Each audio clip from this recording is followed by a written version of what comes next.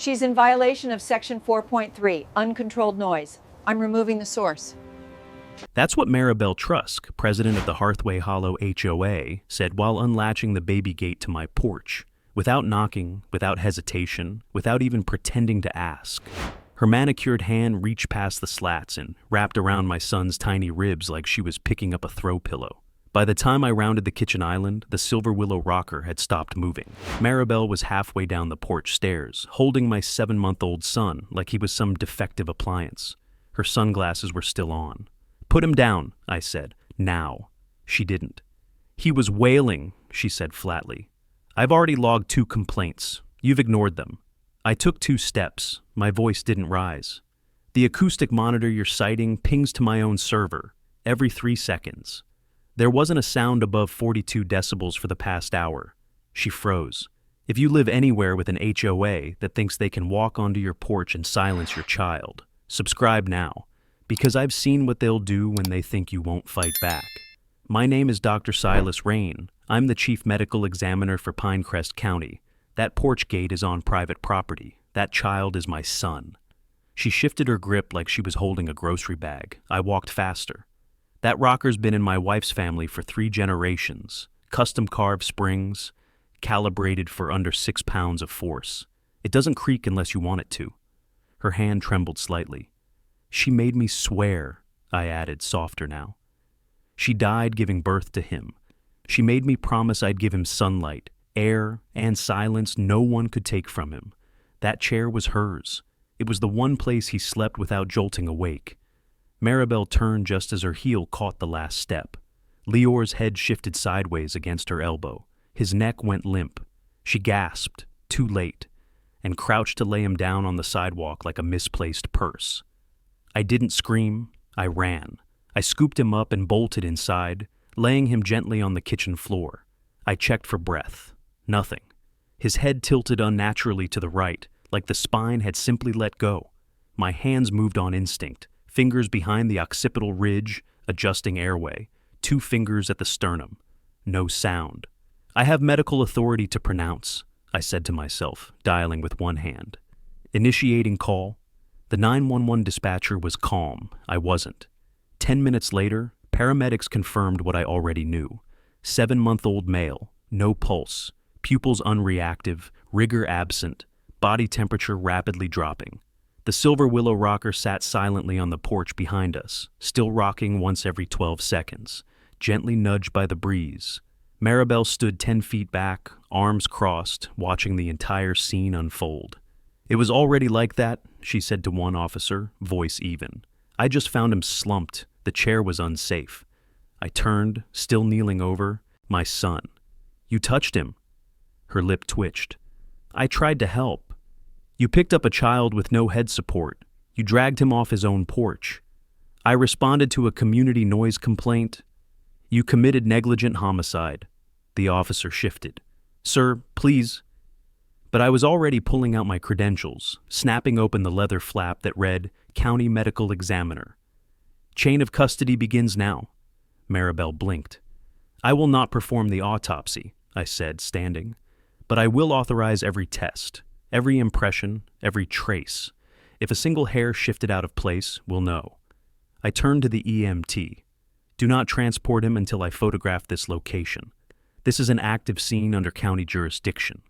He nodded slowly. "Understood." Maribel tried to step closer. I raised a hand. "Trespassing under color of authority. I have audio. I have timestamps. And I have motion logs that show she entered the gate at 5:41:12 and exited at 5:43:04, carrying him." The officer's eyes narrowed, and still. The rocker creaked once more behind us. The official report listed the time of death as 5:43 a.m. I watched them wheel Lior's body into the mobile freezer unit from the edge of my driveway. I didn't follow, not because I couldn't bear it, but because I knew what came next. I'd written the protocols myself, reviewed them hundreds of times over the past decade for other families, never imagining I'd be standing on this side of the yellow tape, hands clenched, rocking slightly with nothing to hold. Maribel hadn't left. She stayed behind, flanked by 2 HOA board members, Edward Malin, her silent second-in-command, and Tanya Briers, the community's treasurer. Both wore the same expression I'd seen on uncooperative witnesses: concern without consequence. They were already building the narrative. By 8 a.m., the first email went out from the Hearthway Hollow board. Incident regarding minor, preliminary HOA statement. No names, no acknowledgement. Just a 4-paragraph smear job filled with passive language and bureaucratic smoke. A tragic occurrence during an unsanctioned early morning exterior placement. A potential failure of unregistered furniture design. Residents are reminded to file all infant-related accommodations with the Acoustic Compliance Subcommittee. I read it 3 times. Then I opened the HOA bylaws again. Nowhere did it mention anything about registering outdoor infant seating. But it didn't matter. The board wasn't trying to be correct. They were trying to win the first news cycle. By 10 a.m., HOA security officers were posted outside my porch with a digital scanner, taking decibel readings and photographing the Silver Willow rocker like it was contraband. I didn't interfere. I stood inside the front window, arms folded, watching the charade. They weren't looking for the truth. They were looking for a liability shield. Maribel stayed in the background, lips tight, sunglasses still on. She only stepped forward once when they tried to move the rocker from the porch. "That chair stays," I said through the screen door. "It is part of a medical investigation." One of the security guards turned to her for confirmation. She hesitated, then nodded toward me. "Leave it." Later that afternoon, I received the HOA's first formal citation. Unregulated acoustic device, violation level 2. $300 fine, due in 10 days. I stared at the form for nearly a minute, unblinking. They were still calling the rocker a noise hazard. They'd stripped the grief from the moment and replaced it with policy. I walked to my bedroom closet and pulled out the backup drive. Inside were time-stamped audio logs from the porch sensor I installed myself. Not because I ever expected a problem, but because I'd spent a decade reviewing death scenes, where something as small as a creaking hinge or a distant shout became the linchpin of a case. I found the file, 2025 1022 05 00 2 06 00.wav. Imported it, ran the analysis. Noise never spiked above 43 decibels, not even once. Even the occasional whimper from Leor, short, soft, rhythmic, sounded like distant rain under the porch mic. This wasn't about noise. It never had been. It was about power. And for people like Maribel, power only worked if no one questioned the script. The HOA was her stage. The bylaws were her costume. And every neighbor who let her get away with it, out of fear or fatigue, was part of her set design. But she hadn't counted on someone like me living here. At 6:12 p.m., I received a second email from the board. Please be advised that due to pending legal uncertainty, HOA President Maribel Trusk will be issuing no further personal statements regarding the incident. The board appreciates your cooperation.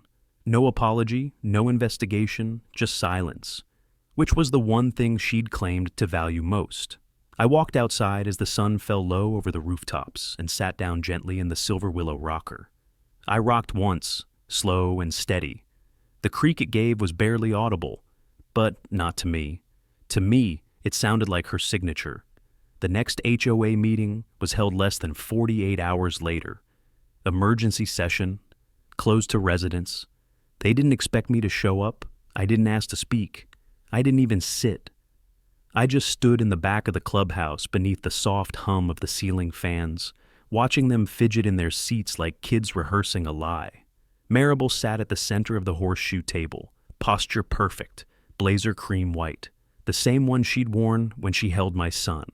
To her right was Tanya Briers, tapping a stylus against her iPad screen. To her left, Edward Malin was flipping through a folder thick with printed bylaws. Across the room, leaning against the utility cabinet and pretending to inspect the HVAC vent, was Frank Pelter. He wasn't a board member. He wasn't even a homeowner. Frank handled seasonal landscaping, contracted through the HOA's preferred vendor list. But he came to every meeting, quiet, observant. The kind of guy who knew which board member always ordered an emergency planter replacement before inspection week. Tonight, though, he didn't look like a guy clocking hours. He looked like a man trying to swallow something heavy. "I want to be clear," Maribel began, tapping her nameplate once for emphasis. "What happened on Dr. Rain's property was deeply unfortunate, But it is the board's duty to ensure emotional manipulation does not compromise policy enforcement, especially when it involves unregistered structures that violate known guidelines. She said it like she was reciting a dinner menu. Frank shifted his weight. There is no clause, Edward added, requiring HOA officers to pre-announce safety interventions when immediate non-compliance is detected, especially if a resident has a prior noise citation, and the infraction involves a minor incapable of self-evacuation. I stared at him. He didn't meet my eyes. Tanya finally spoke. We are not, at this time, asserting liability. The board's concern is maintaining acoustic standards across shared boundary lines. The rocker drew multiple complaints. We can't ignore that. I stepped forward then, quietly, deliberately. I didn't interrupt. I just let my footfalls echo across the hardwood floor until every head turned. I stopped behind the last row of chairs and locked eyes with Frank. His were full of warning. Dr. Rane, Maribel said, smoothing her sleeve like this was a courtroom, and she held the gavel. This session is closed. I raised one hand. Then consider this a professional courtesy. No one moved. Your team cited my child's rocker as an unregulated acoustic device, I said, but I built the sensor that logs those sounds, every 30 seconds, compressed and encrypted to a cold server farm 2 states away. Want to see the data? No one answered. Frank exhaled quietly. I caught it. But that's not why I came. I let my words hang. You all know Frank Pelter, yes? The board approved his contract to install smart irrigation systems for the West Garden last quarter. The same planters outside my home. The same ones facing the porch. Frank froze. I didn't look away. Did you know those systems come standard with AI moisture tracking, light sensors, motion-activated cameras built into the basin? Now Maribel shifted. Tanya sat upright. I didn't, Edward said. Frank looked at me like I'd just thrown him to wolves. I didn't say I had the footage, I added, still watching him. But someone does. Someone who knows what happened wasn't an accident. Someone who maybe didn't say anything at first because he thought staying quiet was safer. The room felt like it had stopped breathing. I turned to leave. I hope the next time this board meets, it'll be with legal counsel present. As I pushed open the clubhouse door, I heard Frank's voice behind me. Wait, I didn't stop. Dr. Rane, he said again, louder. Can we talk? I let the door swing shut behind me. It didn't matter if he followed, because now he knew I knew, and I saw it in his eyes. The part of him that had looked the other way was dying under the weight of what he'd seen. Something had cracked, and this time, it wasn't going to stay silent. Frank didn't follow me out of the clubhouse. I didn't expect him to. Guilt doesn't always speak on command, it festers. Sometimes it waits until your stomach turns at the sound of your own silence. I gave him space, but I also knew the timer had started. If the board smelled doubt in him, they'd circle fast. The next morning, I found a new notice on my door, not another citation this time. A scheduled HOA inspection, mandatory. Tomorrow at 9 a.m. To assess property modifications for acoustic impact and visual uniformity. They weren't subtle anymore. This wasn't about the rocker. It was about war. I read the paper twice, then slipped it into a folder labeled Escalation. My documentation process had begun the moment Maribel touched my son. I'd recorded every email, every noise log, every HOA regulation citation they'd tried to weaponize. But this was new. An unannounced inspection notice issued without prior violation, that broke protocol. And they'd time-stamped it for a Friday morning, knowing I'd normally be on shift. I wasn't. I had taken the full week off. Every hour of it would go toward building the case. At noon, I drove to the Pinecrest Municipal Records office. It wasn't the first time I'd walked those halls, but this time, I wasn't submitting a death certificate. I was pulling HOA filings, charter amendments, complaint history, inspection permissions. The file for Hearthway Hollow was thick. I requested a full scan, flagged 3 anomalies. First, the HOA's inspection clause required a 72-hour resident acknowledgement, which I hadn't been asked to sign. Second, all infant-related noise complaints had to be processed through the county health liaison, not the HOA board. That channel hadn't been contacted once. Third, Maribel herself had authorized a bylaw adjustment 6 months ago to allow temporary gate access for emergency community response. But the clause was legally marked non-binding. It had never passed resident vote. She entered my porch under a power she didn't have, filed a complaint under a category she couldn't use, and issued a violation under a code that didn't exist. 3 strikes. I sent the documentation to a private folder, then backed it up twice, off-site. Everything I collected had to survive whatever storm came next. As I stepped out of the records office, my phone buzzed. No name, just a number. I answered. Ronnie, a beat of silence. Then, it wasn't supposed to happen like that. Frank. I leaned against the car. I know. I didn't think she'd touch him. I thought she'd lecture you, maybe argue. But then I saw her come down the stairs with him, and God, I didn't move. You filmed it? My system did. The basin cam, it was running a soil moisture scan when she triggered the motion sequence. It caught everything. Where's the footage? My private server. I haven't looked at it. Why? Another pause. Because if I look, I can't pretend I didn't see it. I said nothing. The silence did the work. She didn't stumble, he added quietly. Not until the last step. She was carrying him like he was a prop. I felt something cold settle behind my ribs. Send me the footage, I said. I'll verify it, log it, and I'll protect your name until it's time. I need time. You have 48 hours. After that, I subpoena the footage. I get it. He hung up. I drove home with one hand on the wheel and the other pressing my temple. The headache wasn't from stress. It was from restraint. Back at the house, I found another surprise. The silver willow rocker was gone. Not stolen. Removed.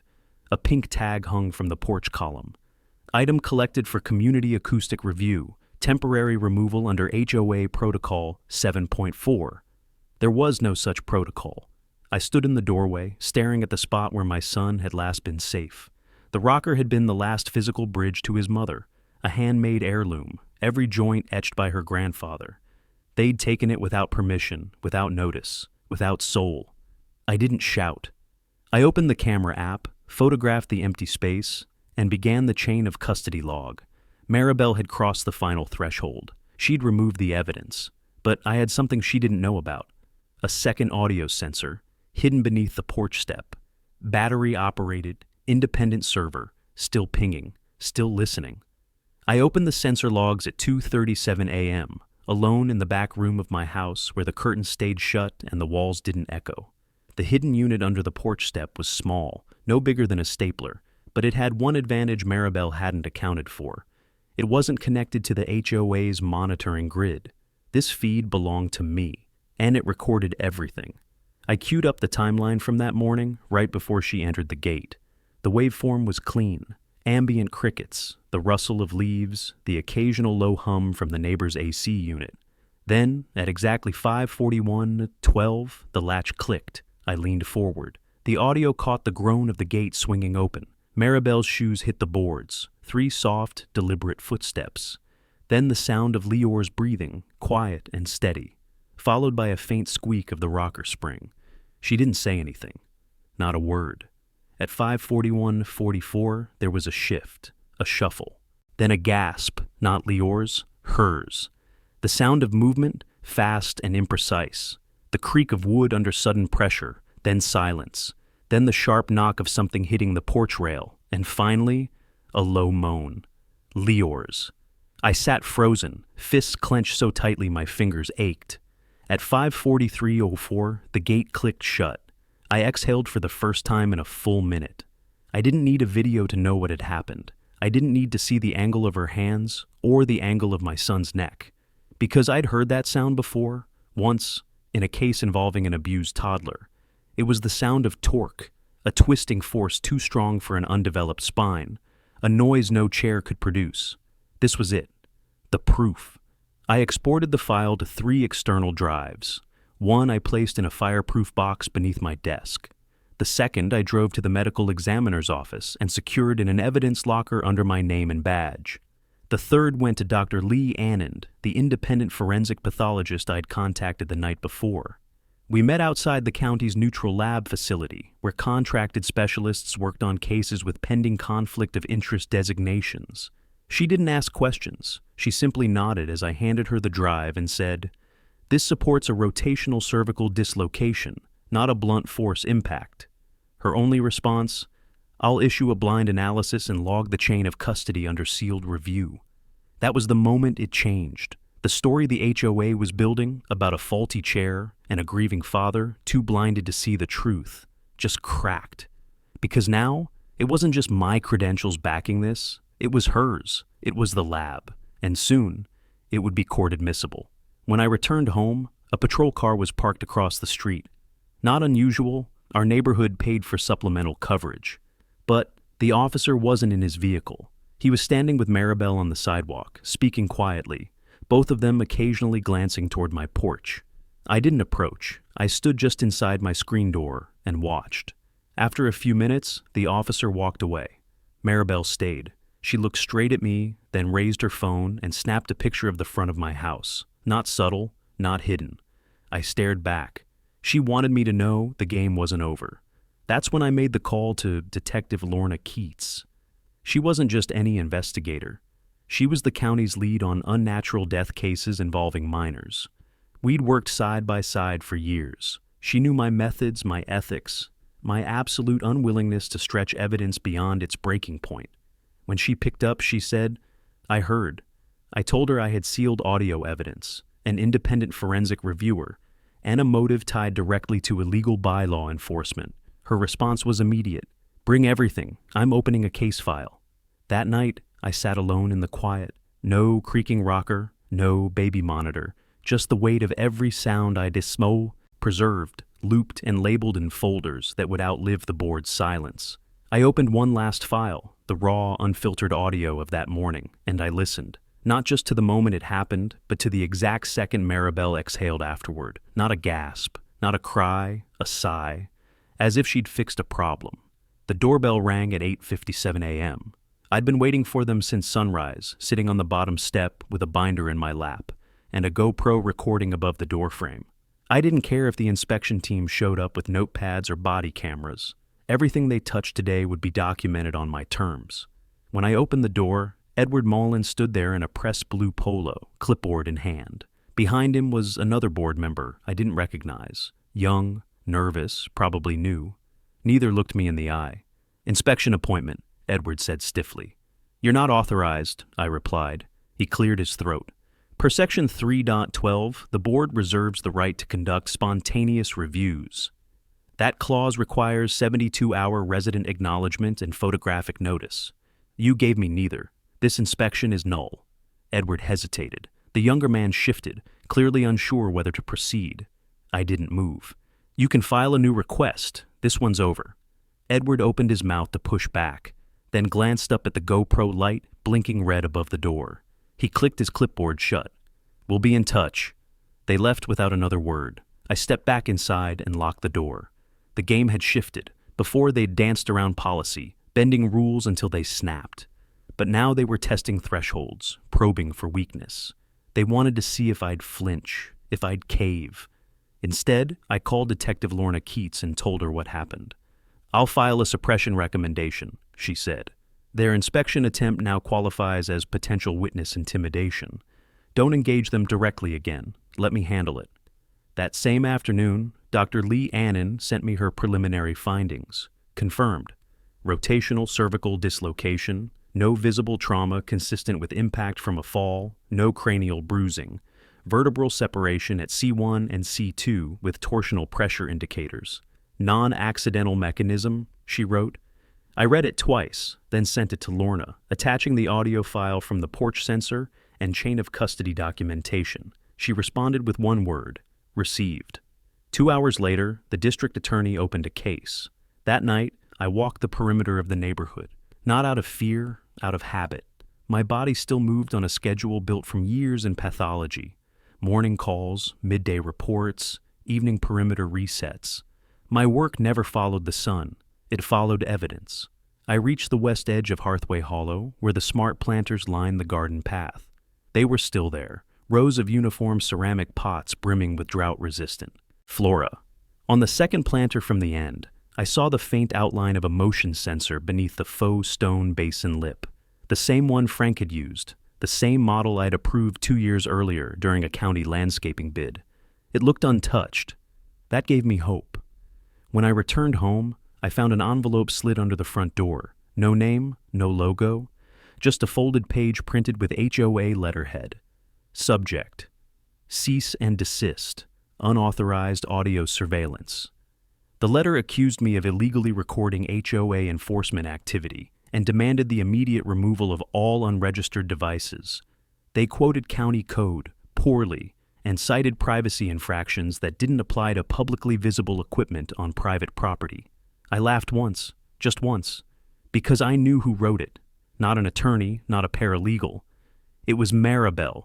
I recognized her phrasing. She'd tried to wrap legal thread around a fire she started. But this wasn't a warning. It was a signal. She was starting to panic, and panic made people sloppy. I scanned the letter, tagged it into my folder, and filed a digital response with the HOA, stating that all devices installed on my property met FCC standards, HOA disclosure requirements, and had been installed prior to any alleged incident. Then I picked up my phone. Frank answered on the second ring. "Is the footage still secure?" "Yes," he said. "I haven't touched it."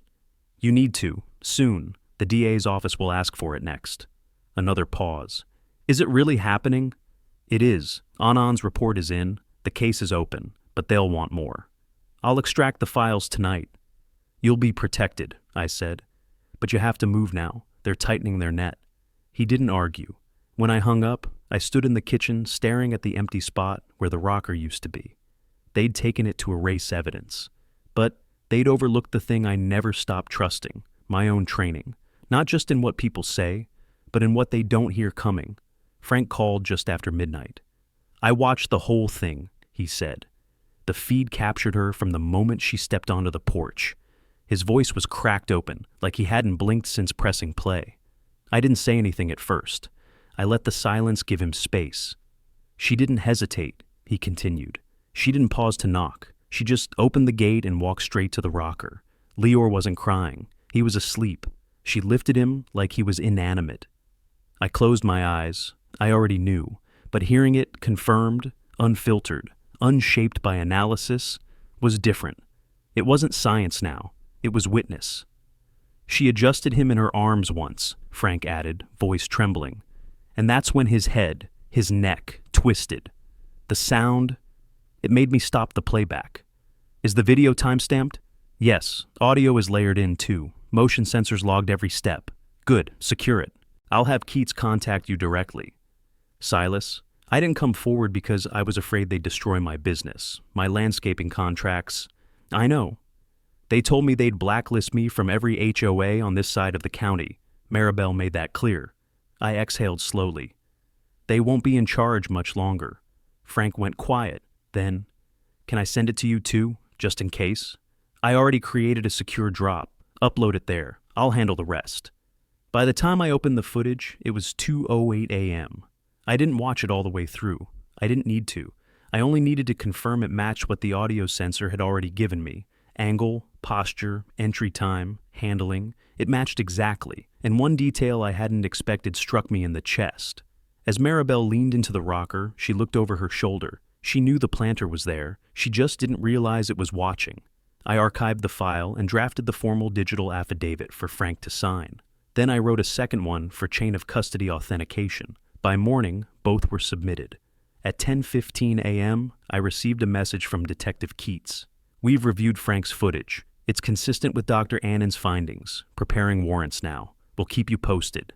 The dam had cracked. At 1:12 p.m., I stepped onto my porch with a padded case in hand. It contained 3 things: the original porch step audio device, a printed copy of the HOA's illegal inspection notice, and a laminated screenshot from the planter footage showing the moment Maribel exited my gate. Across the street, Tanya Briers was pruning her hedges with mechanical precision. She watched me without waving. She knew. I descended the stairs and walked straight to the HOA clubhouse. I didn't need a key. I wasn't going inside. I left the case on the concrete just outside the double doors, set so perfectly square with the frame, that it looked like a package delivered by algorithm. Then I turned and walked away.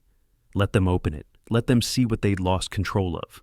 That evening, as the sun lowered behind the hedges and silence draped the sidewalks like always, I heard a car door slam 3 houses down. When I looked through the blinds, I saw Frank stepping out of his truck. He looked lighter, like a man no longer trapped in 2 opposing truths. He didn't come over. He didn't have to. He nodded once, and I nodded back. I spent the rest of the night prepping the final forensic map. A full visual reconstruction showing time, entry vector, handling posture, and injury probability. I included overlays from Anand's report and highlighted pressure points using pediatric models. No speculation, just probability curves and physics. By the time I finished, the board's version of the story about the dangerous chair and the hysterical father was nothing more than vapor. At 4:52 a.m., the exact time it all began that morning, I returned to the porch. The rocker was still missing, but the data, the truth, the reconstruction, they were immovable now, like the memory of his breathing. Detective Keats met me in a restricted section of the county forensic lab just after sunrise, her badge clipped to a plain black jacket, coffee in one hand, evidence bag in the other. The kind of quiet confidence that didn't need to prove anything. It just moved through doors people weren't allowed to open. She placed the bag on the table. Inside was a copy of the planter footage drive. DA's greenlit it for case assembly, she said. We're combining it with your audio sensor and Annan's report. There's enough here to get a warrant. I nodded once. Is that for her arrest? Not yet, but for full data access. HOA server logs, gate codes, internal memos. We're going to prove she planned the entry before she ever touched your son. I exhaled slowly. Frank signed everything? Yesterday, she said. And he's cooperating. Told us Maribel threatened to cut off every contract he had if he spoke up. That didn't surprise me, but hearing it out loud triggered something sharp behind my ribs. She called the porch visit a spontaneous community response in her internal report, Keats added. We'll see how spontaneous it looks when we compare it to surveillance timestamps and pre-printed citations she drafted the night before. I pulled out a manila folder from my briefcase, handwritten decibel charts, all logged from the porch sensor over the past week. Labeled, time-stamped, initialed. I slid them toward her. No readings over 43 decibels, I said. Not once. She nodded, flipping through the sheets. We'll get this into the folder, but your testimony's going to matter most. They're going to come after your credibility. They can try. I mean it. They'll paint you as unstable, grieving, vengeful. I'm not vengeful, I said. I'm exact. Keats gave a small, approving smile. Good. We spent the next hour mapping out the order of presentation. The audio logs would come first, pure, uninterpreted data. Then the third-party autopsy findings. Then the video footage. Last would be the forensic reconstruction, a synchronized playback overlaid with skeletal simulation, built from the evidence I'd spent the last 3 nights compiling. It wouldn't just tell the story, it would prove it.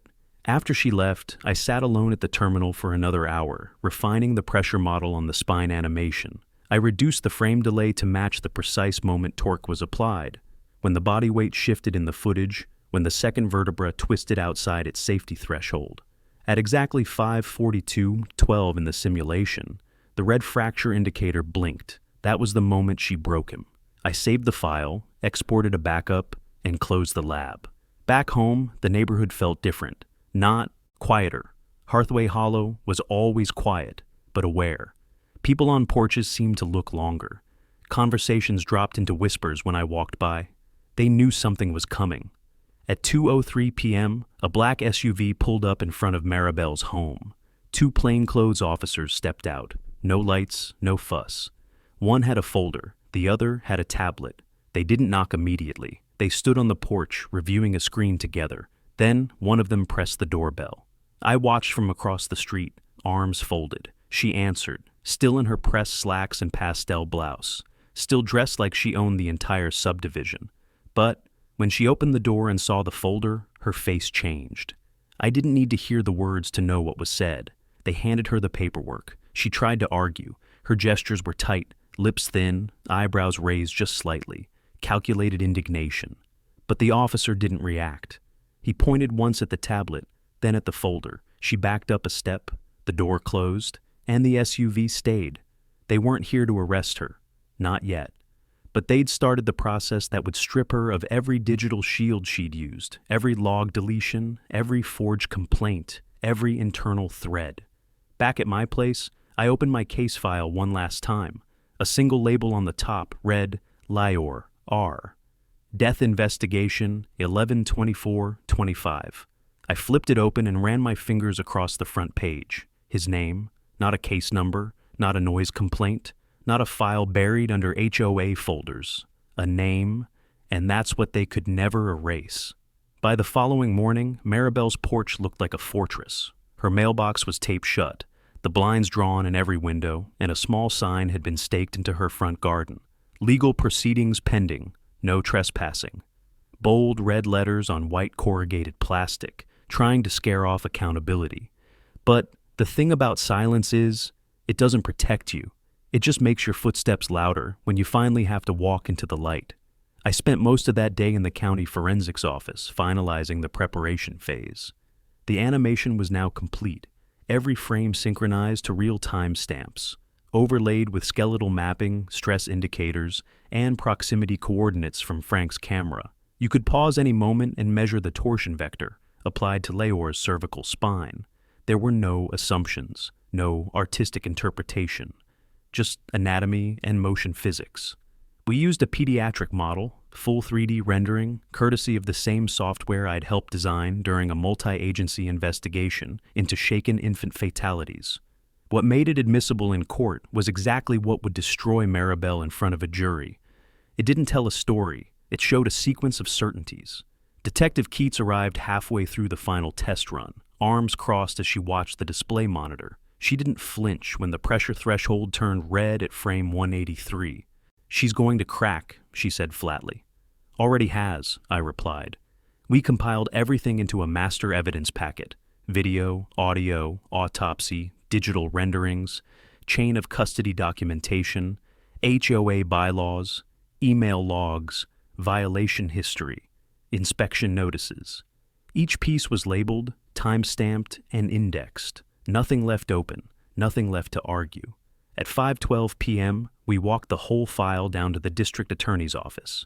He reviewed it in silence. A small, tight-lipped man named Calder, who'd made his name prosecuting high-profile abuse cases. When he finished the animation playback, he leaned back in his chair. "She thought the HOA gave her immunity," he muttered, "that she could cloak herself in compliance and avoid consequence." I didn't respond. "She was wrong," he said. The warrant was filed an hour later, not for trespass, not for policy violations, for involuntary manslaughter and criminal negligence resulting in the death of a minor. That night, I returned to Hearthway Hollow with copies of everything loaded into an encrypted tablet, not to leak it, not to posture, to prepare. Because the next phase wasn't about me. It was about making them hear it, all of them, the ones who'd looked the other way, the ones who'd nodded along with HOA citations they didn't read, the ones who saw a grieving father and assumed overreaction. I walked past Tanya Breyer's house. She was standing in her side yard, pruning hedges again. But this time, when she looked at me, she didn't look annoyed. She looked scared. She knew what was coming. Outside the clubhouse, the silver willow rocker had been returned, quietly. No notice, no apology. Just placed there like nothing had ever happened, like the blood hadn't drained from my son's body in that very spot. I knelt beside it, ran my hand along the smoothed edge of the armrest. There was a faint nick in the wood, new, barely visible. But I knew it wasn't from age. It was from a grip too tight, fingernails pressed into the finish. Hers. I placed the rocker upright again. It tilted slightly as if still remembering the rhythm of a weight no longer there.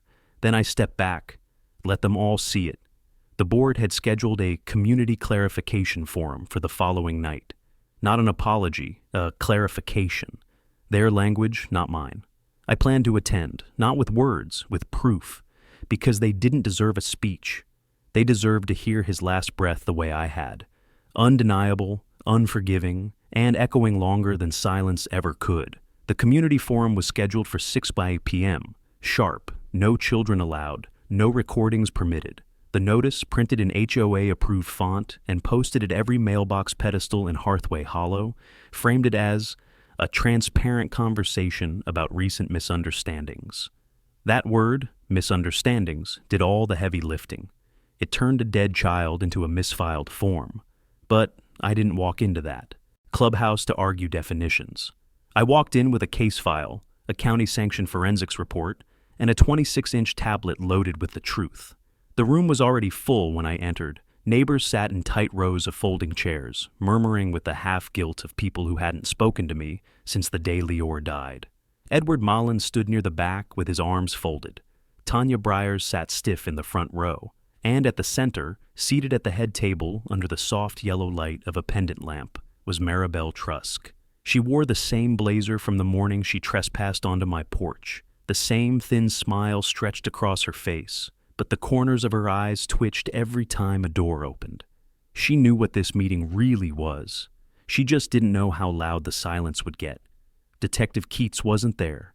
She didn't need to be. The room quieted as I stepped forward and placed the tablet on the podium. I didn't say my name. I didn't introduce the files. I just tapped play. The footage spoke for itself. Maribel opening the gate without knocking, lifting Lior without support, adjusting him mid-carry, the unnatural angle of his head as she descended the porch stairs. There was no gasp from the audience, no outburst, just an audible, collective withdrawal of breath, as if they had all realized at once that the woman they'd trusted to protect the neighborhood had treated a living child like a decibel violation. I paused the video.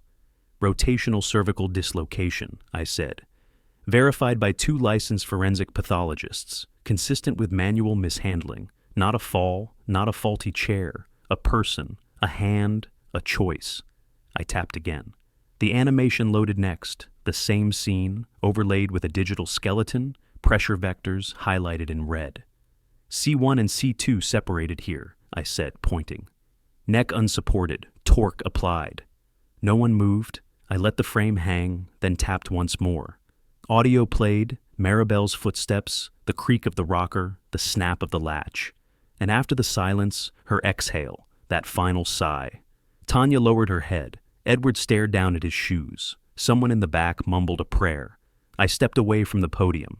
This isn't an opinion, I said. It's anatomy, and it's done being ignored. I turned and walked to the side of the room. For a full 15 seconds, no one spoke. Then, slowly, someone stood. A woman, Mrs. Langford, from Oak Row. She'd been on the compliance committee 2 years ago. She looked straight at Maribel. You lied, she said, voice shaking. All this time, you lied. And then another voice. He was just a baby. Another, you broke into his home. The murmurs rose, not in chaos, but in clarity. The kind of voices that had been silenced for years, under the weight of passive rules and assumed order. Now they were untangling themselves in real time, turning toward the source. Maribel didn't speak. She stood slowly, as if trying to preserve some image of control, but her hand trembled as she reached for her bag. When she turned to leave, no one stopped her. She walked out to dead silence. I stayed behind as the meeting unraveled into private conversations, some hushed, some heated. But I didn't participate. I just watched.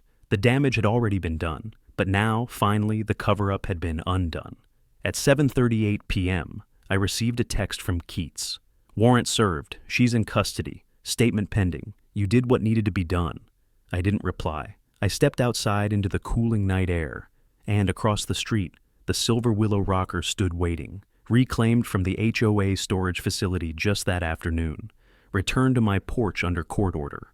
I walked toward it, not to sit, but to place my palm on the wood, as if, through some trace of grain and time, it could still remember the weight that once made it creak.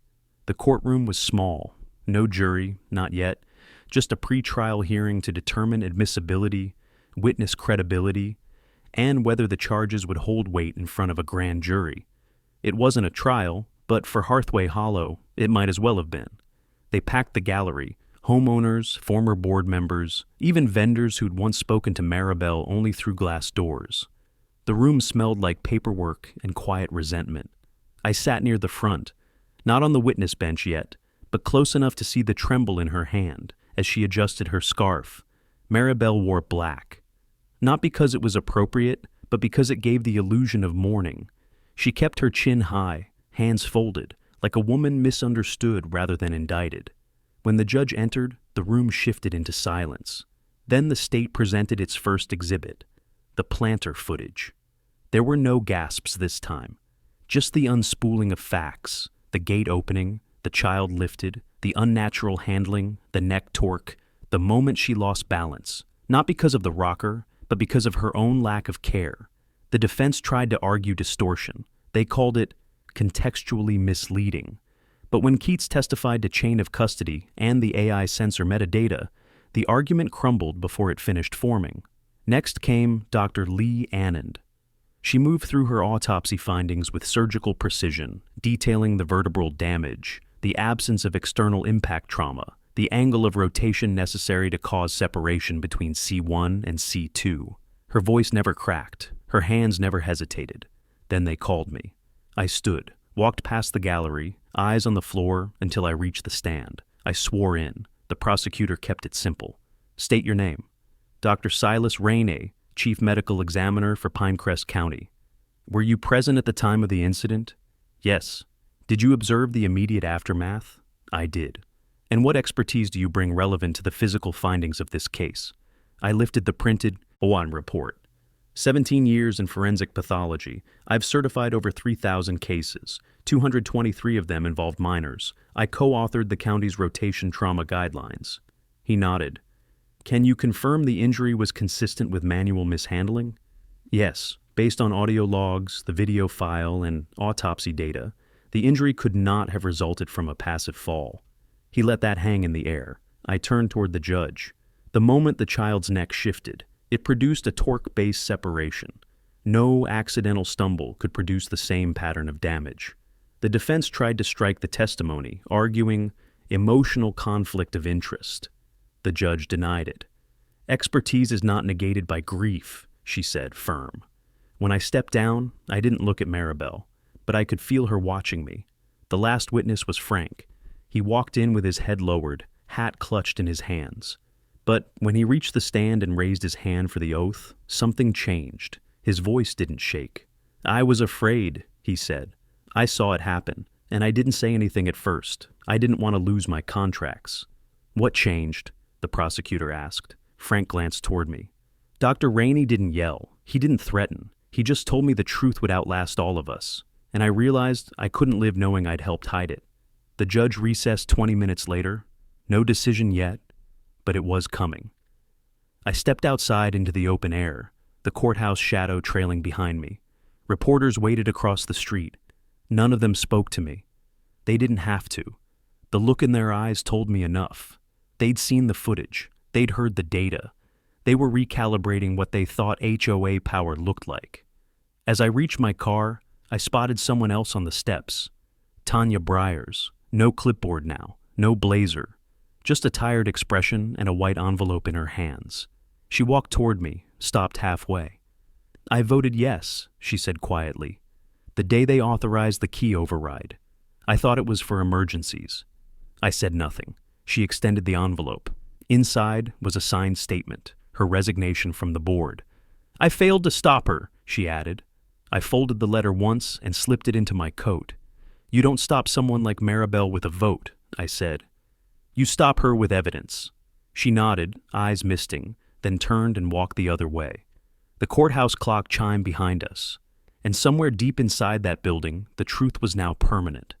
They took her in just after noon. No sirens, no cuffs in front of neighbors. Just a quiet knock on the door, 2 plainclothes deputies, and a warrant that didn't leave room for excuses. Maribel Trusk stepped out of her front door with a blank expression and a scarf too heavy for the weather. She didn't say a word, didn't reach for a purse. She just nodded once and walked with them like she'd rehearsed it. By the time she was booked, the charges were official. Involuntary manslaughter, criminal trespass, negligent homicide of a minor. It took less than a week for the rest of the board to dissolve. Edward Malin issued a formal resignation, citing irreconcilable board dysfunction. Tanya's was already filed. The rest stepped down without explanation. The HOA lost its quorum. County control moved in. Hearings began to rewrite the Enforcement Authority guidelines for the entire region. But none of that brought Lior back. What it did do, what mattered, was what came next. 2 weeks later, under a tent of pale blue fabric and cloud-filtered light, we held the ceremony. Not a funeral, a reinstatement. The silver willow rocker had been returned to me after forensic clearance. I didn't keep it on the porch, not anymore. I donated it to the Pinecrest Child Advocacy Center. A room was created around it, soft walls, safe lighting, acoustic insulation, and a single engraved plaque above the rocker's headrest. This chair belongs to Lior. It was his first safe space. Let it be a safe one for others. The day we placed it, I stood in that room with Detective Keats, Frank, and Dr. Anand. No speeches, just the slow rhythm of something returning to stillness. Outside, a reporter asked if I planned to sue the HOA or file a civil suit against the board. I said no, because justice isn't a payout, it's permanence. Later that night, as I walked back to my car, I passed a row of homes that had once looked identical. Same paint codes, same porch railings, same manicured yards. But now, one stood out. My house. No inspections pending, no warnings taped to the door. No more eyes behind blinds. Just quiet. Honest quiet, the kind my wife asked me to protect. I stood on the porch and let the breeze carry through. The rocker was gone, but its outline remained in the worn grain of the floorboards. 2 faint arcs where the legs once moved. I didn't cry. I didn't speak. I just remembered. And for the first time since the day Maribel crossed that gate, I exhaled without bracing for the sound of footsteps behind me. Lior's name is now etched in 3 places: in the county's legal database, in the training materials for forensic nursing programs, and above the rocker he loved most. Maribel's name is etched too, but on a court docket, alongside the truth she tried to silence. And if you live in a place where people think a clipboard makes them God, where silence is demanded more than safety, I want you to remember this. They can't erase data. They can't unfracture a spine. And they can't talk over a voice that brings receipts. Where are you watching from? Subscribe for the next case where silence meets the wrong man's doorstep.